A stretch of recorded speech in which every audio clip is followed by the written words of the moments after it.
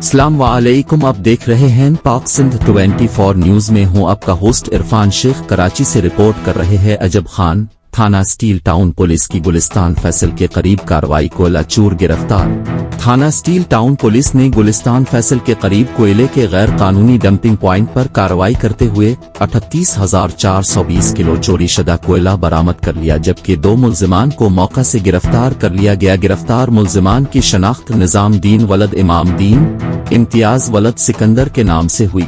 थाना steel town police ने मज़कूरा गैर कानूनी काम में इस्तेमाल होने वाले कोयले से लोड डंपर नंबर TTA 18 और एक अदद सुजुकी को कब्जे में लेकर मुकदमा नंबर 356/2024 बजुर्म दफा 379/34 पे दर्ज करके मजीद तफ्तीश शुरू कर दी। SSP मलीर काशिफ आफ्ताब अब्बासी के अहकामात पर कोयला चूर, लोहा चूर, रेती बजरी चूर, कब्जा माफिया और दीगर जराइम पेशा अफराद के खिलाफ सख्त कार्रवाइयां की जाएंगी। SHO steel town Ghulam Hussain पीरजादो।